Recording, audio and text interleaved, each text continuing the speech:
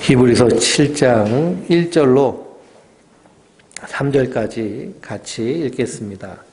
이 멜기세덱은 살렘 왕이요 지극히 높으신 하나님의 제사장이라. 여러 왕을 쳐서 죽이고 돌아오는 아브라함을 만나 복을 빈 자라. 아브라함이 모든 것의 10분의 1을 그에게 나누어 주니라. 그 이름을 해석하면 먼저는 의의 왕이요 그 다음은 살렘 왕이니 곧 평강의 왕이요 아버지도 없고 어머니도 없고 족보도 없고 시작한 날도 없고 세상의 끝도 없어 하나님의 아들과 닮아서 항상 제사장으로 있느니라. 아멘. 할렐루야. 우리가 히브리서 말씀을 함께 나누고 있습니다.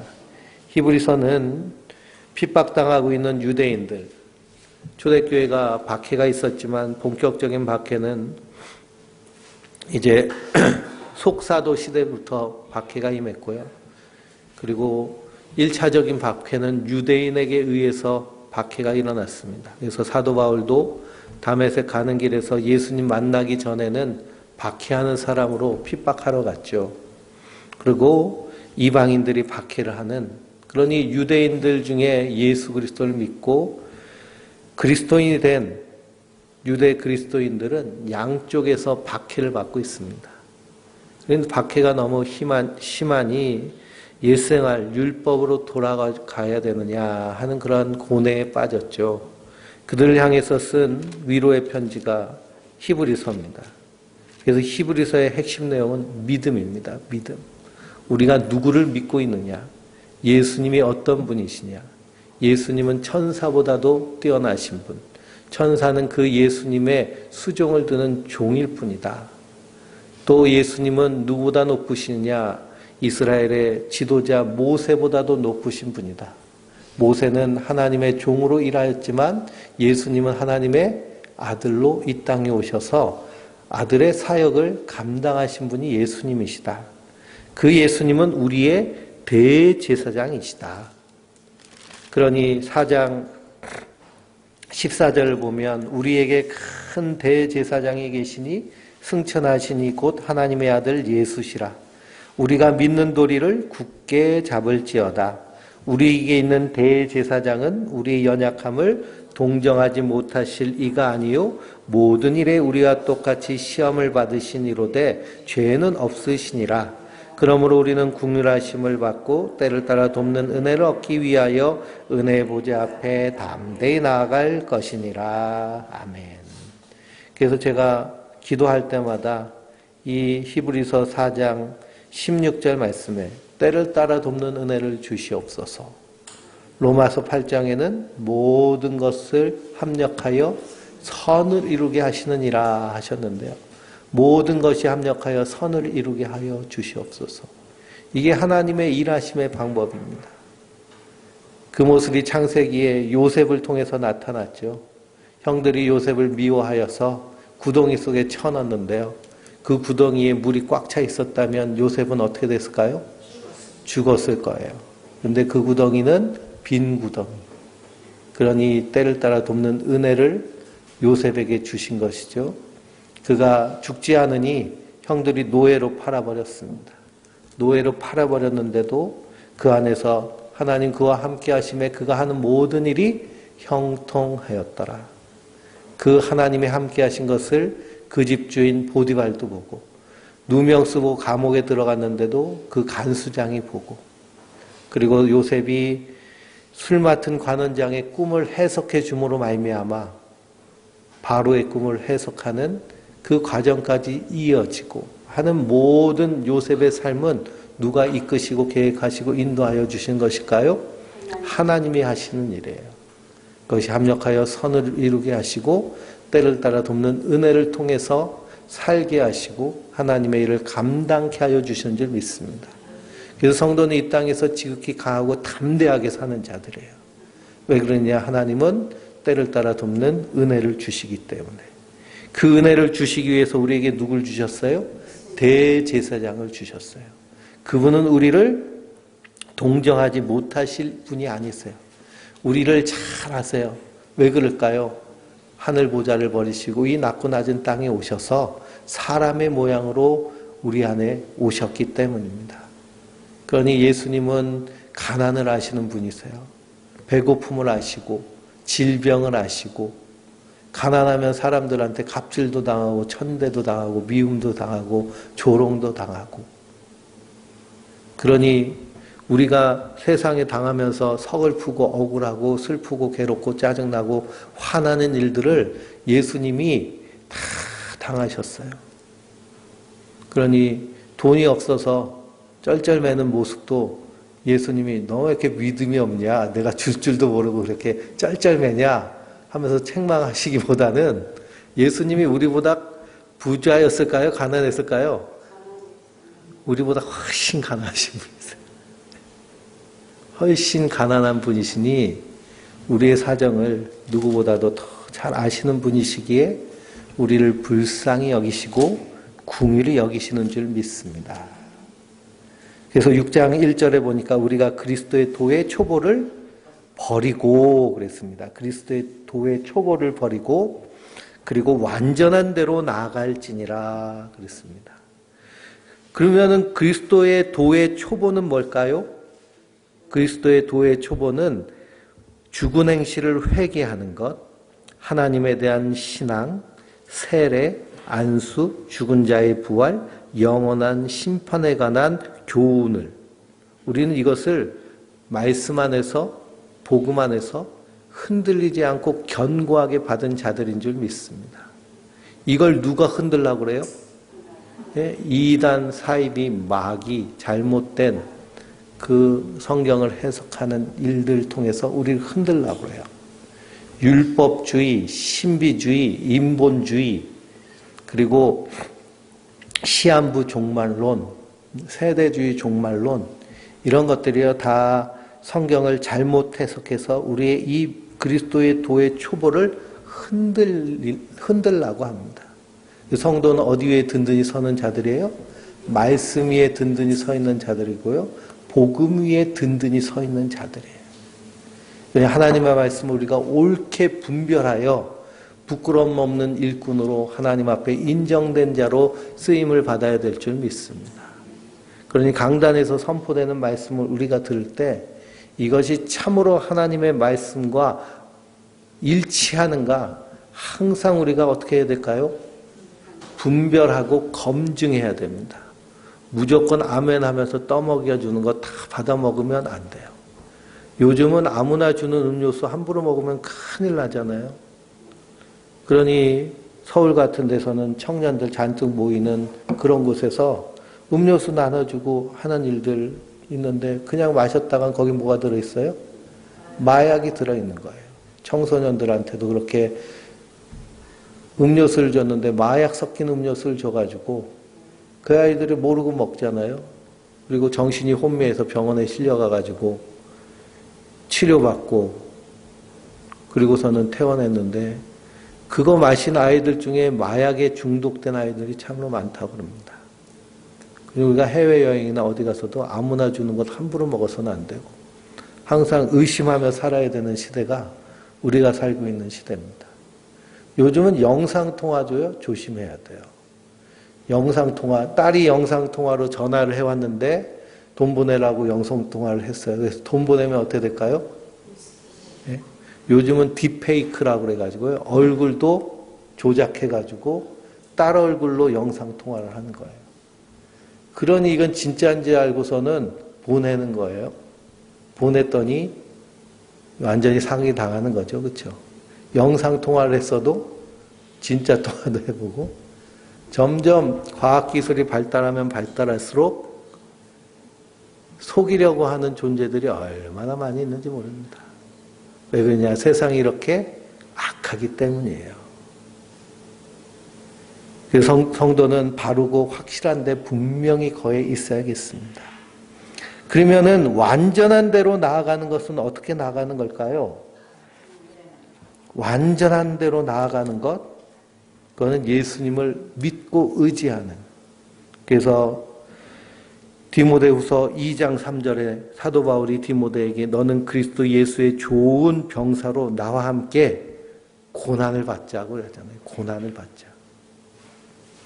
그리고 6장 18절을 보면 하나님이 거짓말을 할 수 없는 이 두 가지 변치 못할 사실로 말미암아 앞에 있는 소망을 얻으려고 피난처를 찾는 우리에게 큰 안위를 받게 하려 하심이라 그랬습니다. 이 두 가지가 뭐예요? 하나님의 약속과 맹세예요. 그러니 우리는 하나님의 약속과 맹세를 붙잡고 오직 의인은 믿음으로 말미암아 살리라. 하나님의 약속 붙잡고 사는 거예요. 믿음 붙잡고 사는 거예요. 하나님 맹세하셨잖아요. 거짓말하지 않는다고. 반드시 이루신다고. 그러니 이것을 굳게 붙잡고 하늘이 무너지고 천지가 개벽하고 바다가 뛰어놀고 땅이 갈라져도 성도는 하나님의 약속 붙잡고 사는 자들인 줄 믿습니다.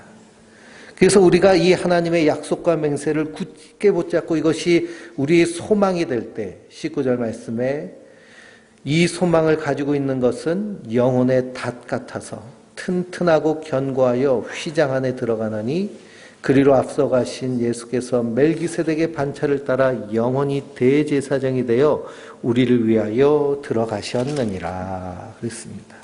그러니 우리에겐 누가 계세요? 대제사장 대신 예수님이 계세요.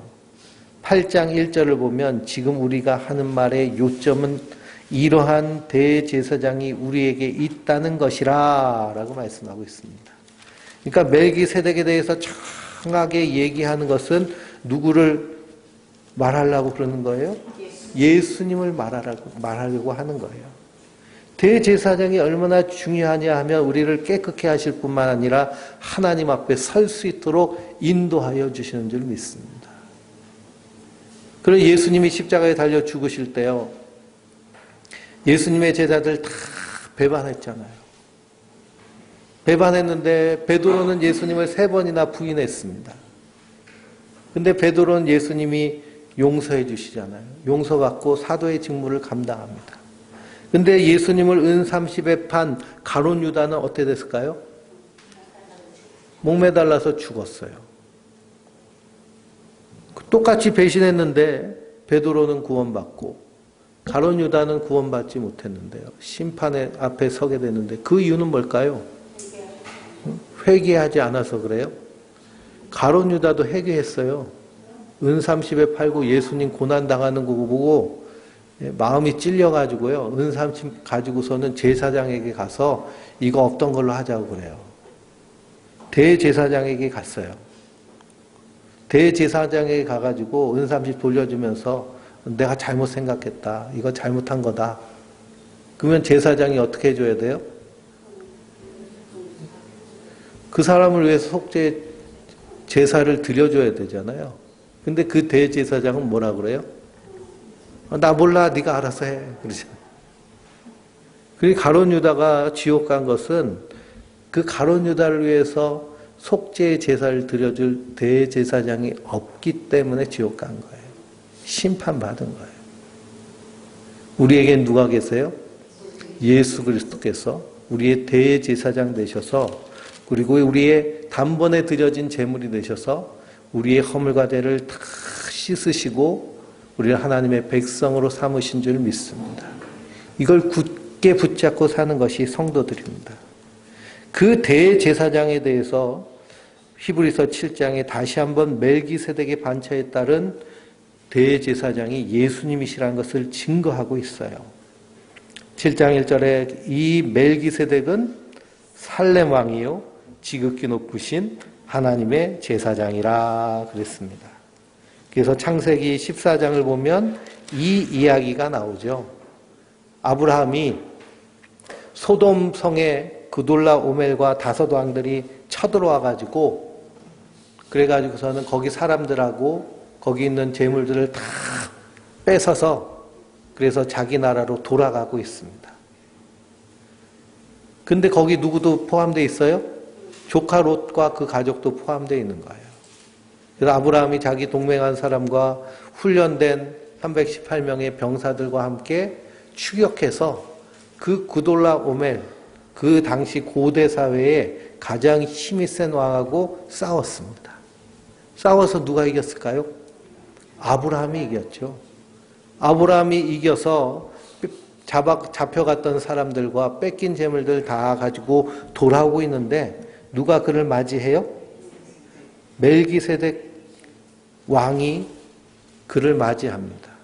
살렘 왕이라고 그래요. 살렘이란 뜻은 평화라는 뜻이죠. 그래서 이 멜기세덱은 평화의 왕. 그리고 6장 20절에는 영원한 대제사장이라고 그러고요. 그래서 그 멜기세덱은 평화의 왕이고 의의 왕이고 신비한 존재예요. 이 멜기세덱은 예수님의 그림자로서 세상에 드러나신 그런 예수님의 모습이라고 또 말할 수 있습니다. 그 멜기세덱이 아브라함을 맞이하면서 떡과 포도들을 주면서 하는 말이 무엇이냐 하면 천지의 주제이시오. 그러니까 온 천지의 주인이시라는 것이죠. 지극히 높으신 하나님이시여 아브라함에게 복을 주옵소서. 너희 대적을 손에 붙이신 지극히 높으신 하나님을 찬송할지로다 라고 하며 아브라함을 맞이합니다.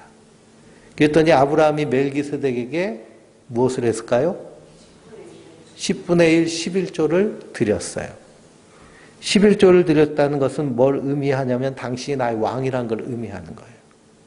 그래서 고대 사회의 11조의 개념은 내가 섬기는 왕에게 드림으로 말미암아 나는 당신에게 속해 있습니다라는 것을 선언하는 행위예요.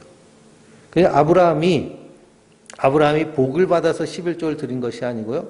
11조를 통해서 자신의 승리가 어디로부터 오는지 자기의 신앙을 밝히고 고백한 거예요. 그리고 나서 소돔왕이 아브라함을 맞이하잖아요. 그리고 소돔왕이 솔깃한 제안을 내놓습니다. 뭐라고 하느냐? 사람들은 다 소돔성으로 보내고 탈취했던 것 도로 찾은 재물들은 당신이 다 가지시오. 당신이 수고했으니. 그럴듯 하잖아요. 그렇죠? 우리 같아도 그러면 어떻게 할까요? 우리가 길 가다가 지갑을 주셨어요. 지갑에 10억이 들어있어요. 그걸 경찰서에다 갖다 맡겨가지고 주인을 찾았어요. 그러면은 주인이 와가지고 그거 보고서는 10억을 주고 고맙다고 10만 원 줘요. 그러면 우리 뭐 할 수 있어요? 소송 걸 수 있어요.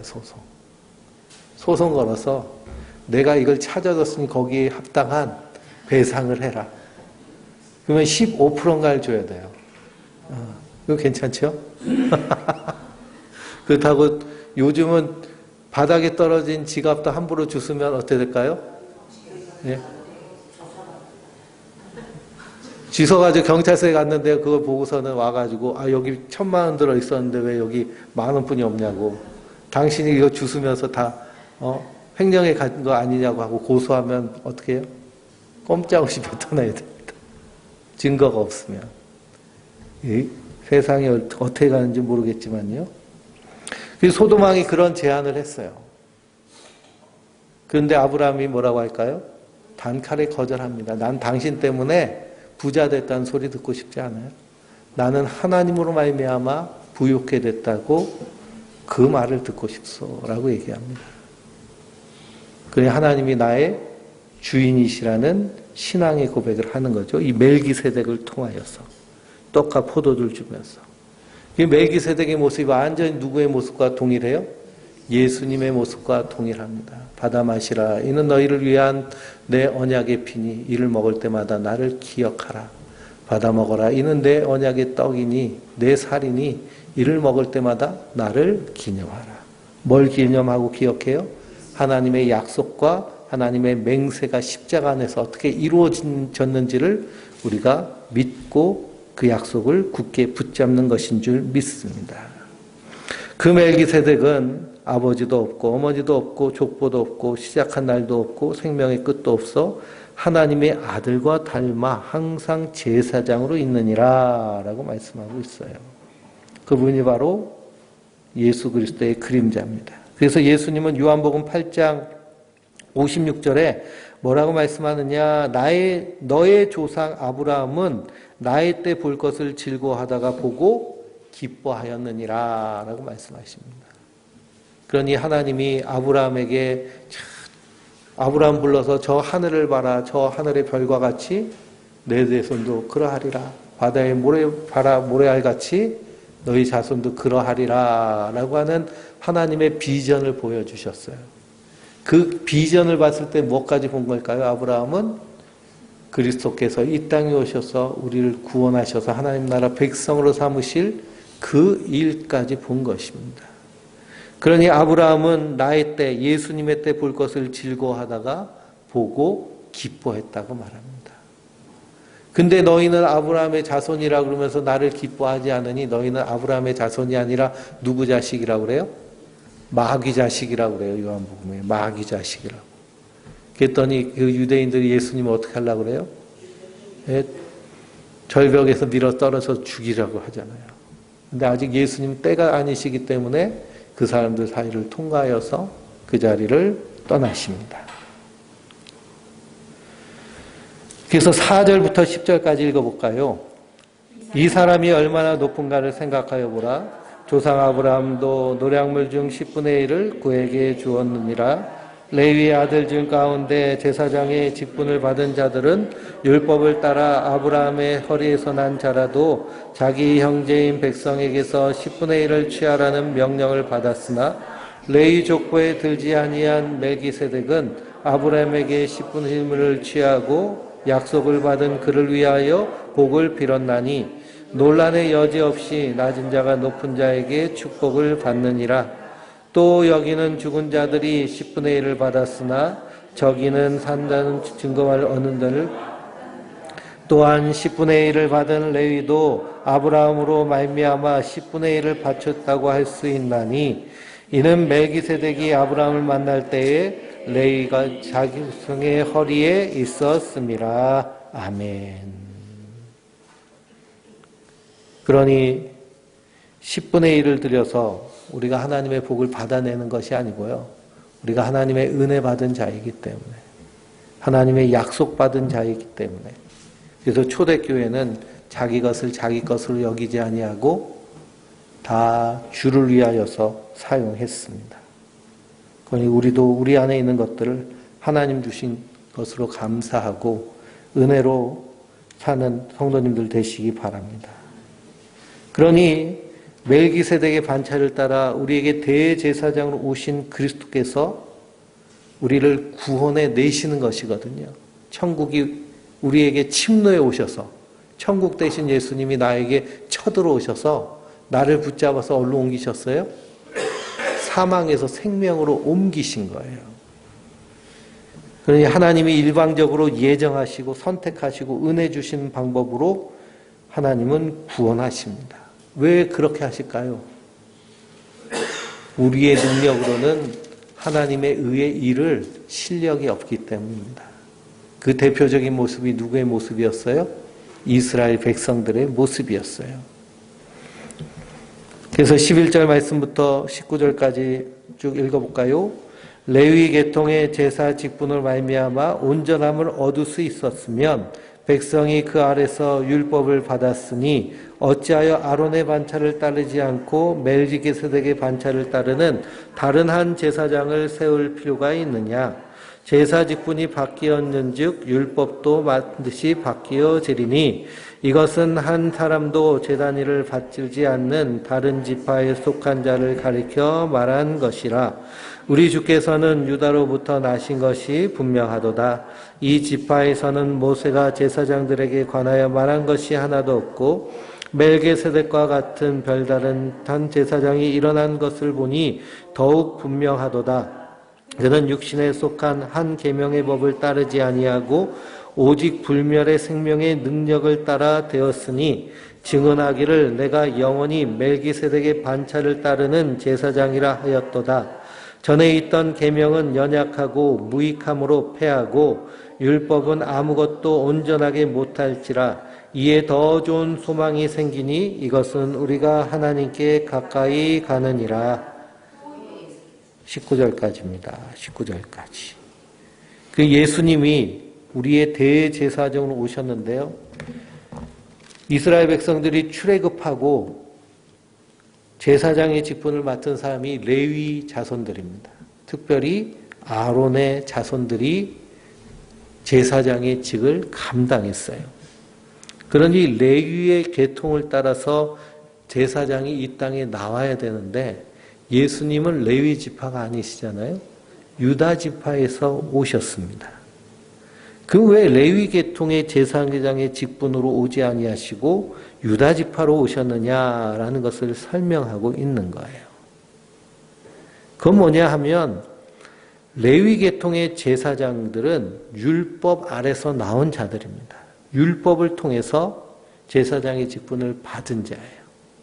그러니 하나님께서 시내산에서 이스라엘 백성들에게 율법을 주시고 성막을 지으라고 그러고 제사를 지내라고 그러고 제사장을 이렇게 세우라고 말씀하시잖아요. 그러니 레위 지파에서 나온 제사장들은 율법을 위한 제사장입니다. 그런데 예수님은 율법을 통해서 제사장이 되신 분이 아니라 멜기세덱의 반차, 그래서 다른 율법이 아닌 다른 하나님의 구원의 계획 안에서 이 땅에 오신 것. 그래서 15절 말씀에 멜기세덱과 같은 별다른 한 제사장이 일어나는 것을 보니 더욱 분명하도다. 그러니 다른 거예요. 율법과 다른. 그래서 예수님은 무엇을 위한 제사장으로 오셨을까요? 복음을 위한 제사장으로 이 땅에 오신 거예요. 그러니 제사의 직분이 바뀌었으니 율법도 반드시 바뀌어야 된다고 12절에 말하고 있고요. 그리고 16절을 보면 그는 예수님이죠. 육신에 속한 한 계명의 법을 따르지 아니하고 오직 불멸의 생명의 능력을 따라 되었다라고 말씀하십니다. 율법에 속한 한 계명의 법이 무엇이냐 하면 율법이에요. 그는 율법의 계통이 아닌 다른 법, 그 법이 바로 하나님의 은혜의 법인 복음인 줄 믿습니다. 그 복음의 제사장으로 이 땅에 오신 거예요. 여기에 대해서 사도 바울은 로마서 3장 19절에서 24절에 뭐라고 얘기를 하느냐 보실까요? 로마서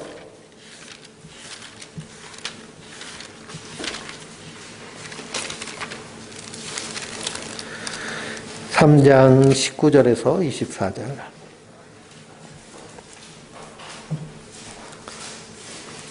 (243쪽입니다) 우리가 알거니와 무릇 율법을 말하는 바는 율법 아래 있는 자들에게 말하는 것이니 이는 모든 입을 막고 온 세상으로 하나님의 심판 아래 있게 하려 함이라. 그러므로 율법의 행위로 그의 앞에 의롭다 하심을 얻을 육체가 없나니 율법으로는 죄를 깨달음이니라. 이제는 율법 외에 하나님의 의가 나타났으니 율법과 선지자들에게 증거를 받은 것이라. 곧 예수 그리스도를 믿음으로 말미암아 모든 믿는 자에게 미치는 하나님의 의인이 차별이 없느니라. 모든 사람이 죄를 범하였음에 하나님의 영광에 이르지 못하더니 그리스도 예수 안에 있는 속량으로 말미암아 하나님의 은혜로 값없이 없이 의롭다 하심을 얻은 자가 되었느니라. 아멘. 그러니 율법의 행위로는 하나님 앞에 의롭다함을 받을 자가 없어요. 이스라엘 백성들이 그렇게 율법을 지키고 몸부림쳐도 결국에는 그의 불의들이 다 드러납니다. 그래서 율법이 우리에게 주는 유익은 뭐냐면 죄를 깨닫게 하시는 거예요. 그러니 하나님이 시내산에서 10계명을 주실 때 제1계명에 나 외에 다른 신을 내게 두지 말지니라 라고 말씀하신 율법이 주어졌으니 우리 안에 누가 있다는 것이 드러나요? 다른 신이 있다는 것이 드러나는 거예요. 그럼 다른 신이 누구예요? 내가 다른 신이에요. 내가 신처럼 되고 싶잖아요.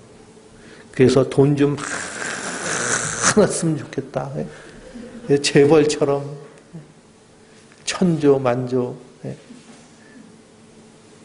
근데 사람이요, 한 달에 5천만 원 이상 소비를 하면은요, 소비의 그런 개념이 없어진다고 합니다. 한 달에 5천만 원씩 써보셨어요? 한 달에 5천만 원씩 쓰면요. 거의 모든 것을 다 갖고 싶은 걸 다 가질 수 있어요. 그렇기 때문에 내가 저걸 갖기 위해서 내가 생각하고 갖고 싶다 모으고 하는 그런 과정이 다 사라지잖아요. 이거 그냥 턱턱 짚는 거예요. 재미가 있을까요? 없을까요? 재미가 없는 거예요. 그러니 없는 중에 뭔가를 사려고, 예? 여름이 돼서 옷을 한 벌 사야 되는데 뭘 사야 되나 고민하면서 아끼고 뭐 그렇게 사는 것이 더 훨씬 재미있는 삶입니다. 그 율법은 죄를 깨닫게 하시는 거예요. 이 죄를 깨닫게 하는 그 죄를 깨달음을 말미암아 속죄를 도와주는 일을 하는 것이 레위 계통의 제사장이에요. 그런데 율법 외에 다른 하나님의 의가 나타났어요. 이것이 율법과 선지자들의 증언을 받아요. 그러니 너희가 율법을 한번 지켜도 죄인인 것으로 드러나니 하나님 앞에 의롭게 되기를 구하는 모습, 하나님의 사랑과 의로 정결하게 되기를 원하는 그 모습으로 하나님께서 세워주시는 그 은혜의 복음, 예수 그리스도를 통하여서 주신 그 십자가의 복음, 이것이 바로 율법 대신 우리에게 주신 것인 줄 믿습니다. 그런데 율법은 다시 본문으로 돌아가면요, 육신에 속한 한 계명의 법이에요. 그러나 복음은 불멸의 생명의 능력을 따라 되었어요. 그래서 예수님이 멜기세덱의 반차에 따라서 우리의 대제사장이 되셨어요. 제사장이 죽어버리면요, 그러면 또 그 다음 아들이 제사장이 되긴 하지만, 그러나 도피성으로 피해갔던 사람이 제사장이 죽으면 그 성에서 나와야 되거든요. 그러면 어떻게 돼요? 보수자가 살아있으면 죽는 거예요. 그런데 우리 예수님은 우리의 희생 제물이 되셨지만 3일 만에 부활하셔서 우리의 영원한 제사장이 되시고 영원한 중보자가 되셔서, 그래서 우리를 위하여서 하나님의 구원의 일을 계속 이루고 계시는 줄 믿습니다. 그렇기 때문에 우리에겐 대제사장이 계시고 그분 예수님이신 거예요. 그런데 갈라디아 교인들은 사도 바울이 전한 이 복음을 듣고도 어디로 돌아갔어요? 율법으로 들어갔어요. 율법으로. 우리가 신앙생활하면서 율법으로 돌아가려고 하는 그런 잘못된 가르침들을 많이 듣게 됩니다. 그럼 왜 율법으로 돌아가라고 그럴까요? 예수님이 십자가에서 다 이루셨는데. 은혜로 구원받은 것은요, 내 공로가 없잖아요. 근데 열심을 내고 뭔가 좀 성과를 이루고 건물로 짓고 뭐 좀 하려면 뭐가 더 요긴해요? 네? 율법이 더 요긴하거든요. 자기의 그런 수고, 노력, 공로, 내가 이렇게 해서 하나님께 복받고 이렇게 해서 하나님에게 은혜 받고, 그래서 간증하는 것, CBS나 기독교 방송에서 간증한다고 나온 사람들의 간증 내용들이 다 어떤 거예요? 내가 이렇게 헌신했더니 하나님이 이렇게 해주셨더라. 그게 다 뭐예요? 다 율법주의예요. 율법주의. 근데 그건 하나님이 받으세요? 받지 않으세요? 받지 않으세요. 거기서 간증하면서 자기 믿음을 이렇게 자랑하고 자기가 이렇게 대단한 믿음을 가졌다고 얘기하면 사람들이 막 박수 치잖아요. 그렇죠? 상을 이미 다 받은 거예요. 그 하나님은 너 받을 상 이미 다 받지 않았냐? 불법을 행하는 자여, 내가 너를 도무지 알지 못하니 내게서 떠나가라 라고 하십니다. 그것을 비유로 하신 말씀이 잔치의 비유잖아요. 왕이 잔치를 베풀어서 사람들을 초청했는데 사람들이 나는 결혼해야 돼서 못 오고 땅 사서 못 오고 소가 새끼 나서 못 오고 핑계가 많은 거예요. 그래서 어떻게 했어요? 하인들을 풀어가지고 길가에 있는 사람들 다 불러서 잔치에 참여하게 해라 그랬습니다. 그래서 잔치에 참여했어요. 왕이 쭉 들러보니까 다 예복을 입었어요. 근데 예복을 안 입은 사람들이 있어요. 그래서 왕이 가서 뭐라 그래요? 너 왜 예복 안 입었니? 그러는 거예요. 예복 안 입었니? 그리고서는 내쫓아 버린 거예요. 그러면 그 사람 왜 예복을 안 입었을까요? 왜 예복을 안 입어서 쫓겨났을까요? 예복은 다 누가 준비하는 거예요? 그 잔치의 호스트가 준비하는 거예요. 왕이 잔치에 참여하는 사람들을 위해서 옷을 다 준비해줘요. 그러니까 옷은 내가 준비하는 게 아니라 우린 어떻게 하면 돼요? 그냥 초대장 갖고 가면 되는 거예요. 초대장 가지고 가면 다 옷이 있어요. 옷이.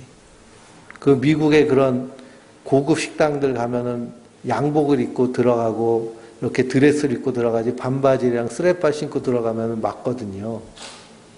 그런데 그렇다고 그 식당을 이용 못할 것도 아니에요. 왜냐면 뭐가 다 준비되어 있어요? 거기 그거 입고 가라고 마이랑 뭐 그런 게 다 준비되어 있더라고요. 그러니까 하나님 나라의 잔치는 하나님이 그 옷을 다 준비해 주신 거예요. 그 우리가 하나님 나라 백성으로 요한계시록을 보면 14만 4천과 그 수를 셀 수 없는 수많은 사람들이 많은 물소리와 같은 소리로 하나님을 찬송하는데 옷차림이 어때요? 예? 이 체코 옷을 입지 않고 하얀 세마포 옷을 입었잖아요. 하얀 세마포. 그것을 요한계시록을 쭉 읽어보면 그 옷은 성도들의 옳은 행실이라 라고 그랬는데요. 성도들의 옳은 행실은 뭐냐면 예수님을 믿는 믿음이에요. 그러니까 그 세마포 옷은 예수님이 준비해서 우리에게 입혀주신 옷이에요. 우린 다 입고 있어요? 안 입고 있어요? 다 입고 있는 거예요. 하나님의 은혜로 구원받은 것을 믿는 자들은 그것이 다 입혀 있는 거예요. 그것이 하나님의 언약이고 약속이고 맹세예요. 그런데 그 예복 안 입고 있는 사람이 있어요? 그럼 그 사람 왜 예복을 안 입었을까요? 왕이 주는 옷보다 내가 입은 옷이 더 좋아 보이는 거예요. 내 옷이 더 좋은 거예요. 그러니까 내 옷 벗고 그 옷 입기가 싫은 거예요. 그러니 주여 내가 주의 이름으로 귀신을 내쫓고 주의 이름으로 능력을 행하고 주의 이름으로 병자를 고쳤나이다. 예수님 뭐라고 그래요? 내가 도무지 너를 알지 못하니 불법을 행하는 자여 내게서 떠나가라 하시잖아요. 내 의가 아니라 하나님의 은혜로 된 자들을 그 사람들이 하나님 나라 백성인 줄 믿습니다. 우리는 그렇게 입혀주셨잖아요. 그래서 우리가 이 땅에서 하나님의 은혜에 감사하며 그 사랑을 기뻐하며 기쁨과 감사로 하나님과 인격적인 교제를 나누며 하나님 말씀을 통해 하나님을 알아가고 기도하며 하나님과 대화하며 하나님과 동행하는 삶을 살며 함께 그렇게 은혜로 사는 자들이 모여서 하나님께 예배하고 말씀 듣고 그 은혜를 찬양하고 이 땅에서 하나님 나라를 미리 살아 누리는 자들이 성도들인 줄 믿습니다. 그러니 육신에 속한 계명의 법을 우리는 따르지 않는 거예요. 예수님이 다 담당하셨기 때문에. 그런데 율법을 잘 지키는 유대인들에게 그래서 산상수훈 말씀을 쭉 지나면은 예수님이 율법에 대해서 더 어떻게 하셨어요? 더 강화시키셨잖아요. 여자를 보고 음욕을 품는 자마다 이미 간음하였느니라. 형제를 마음으로 죽이려 한 자마다 이미 살인하였느니라.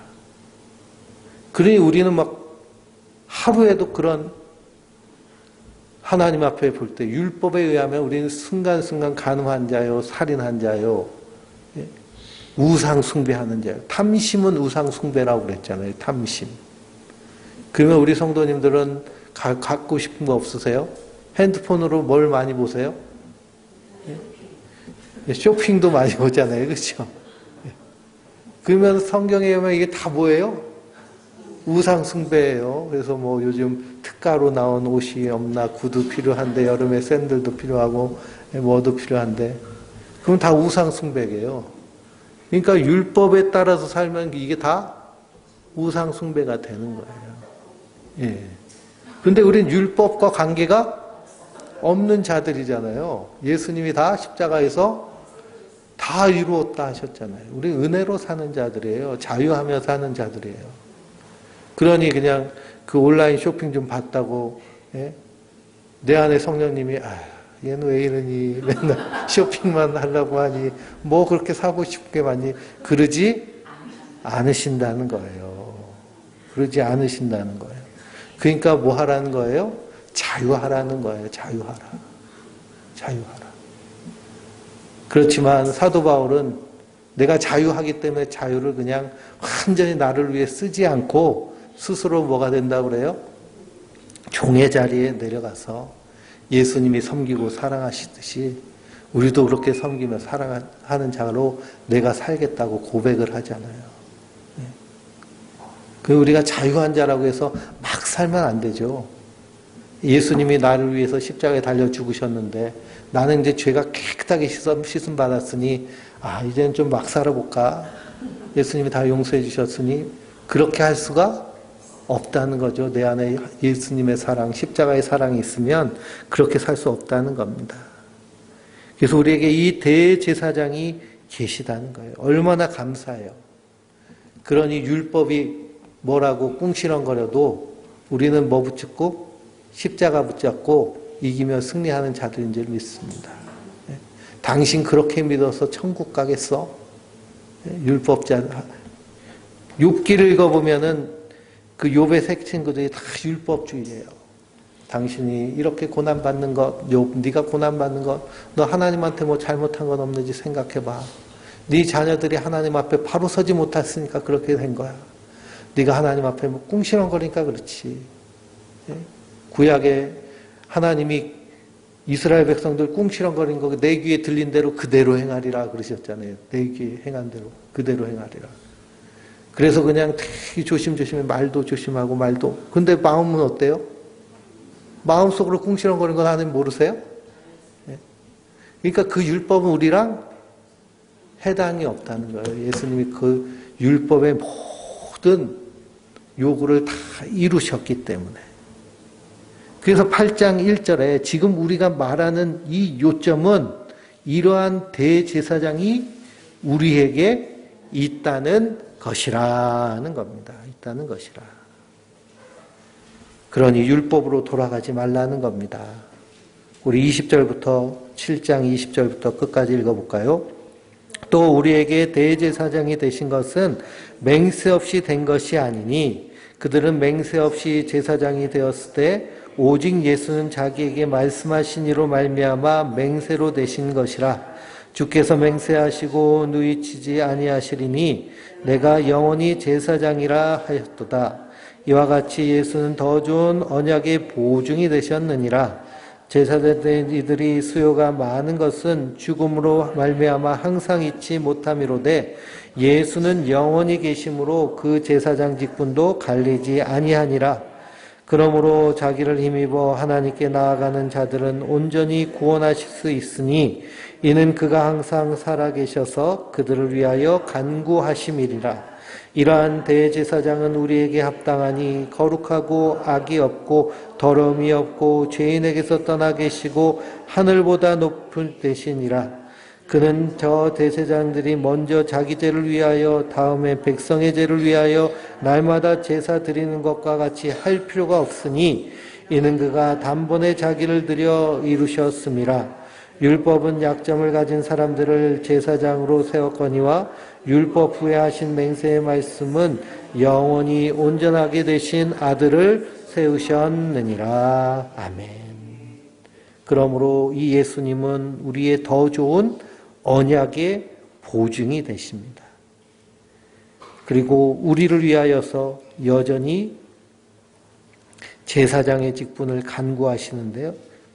감당하시는데요. 25절에 보면 그들을 위하여, 그들은 성도들이죠. 예수님을 믿는 구원받은 성도들을 위하여 지금도 간구하고 계십니다. 로마서 8장을 보실까요? 로마서 8장.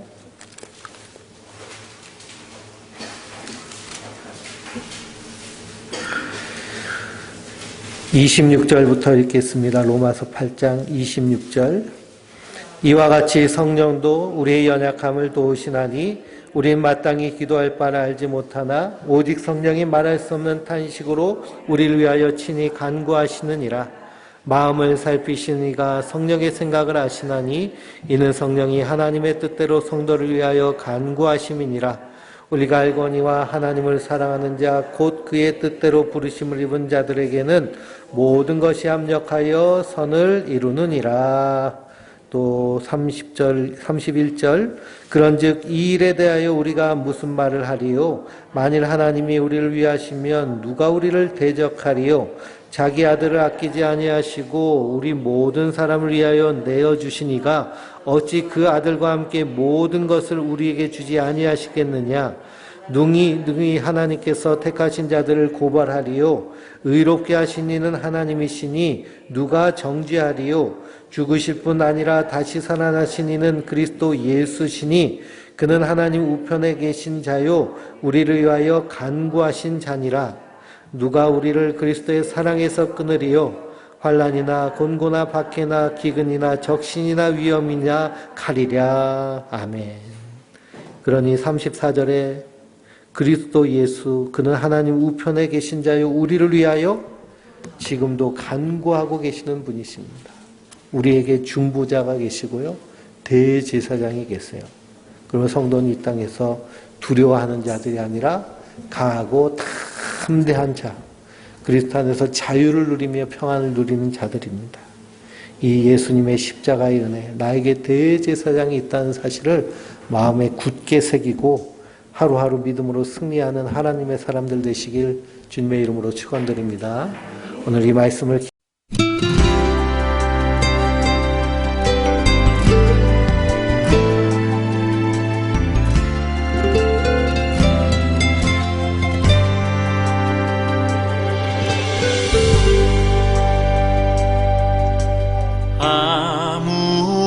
아무것도 두려워 말라. 주 나의 하나님이 지켜주시네. 놀라지 마라, 겁내지 마라. 주님 나를 지켜주시네.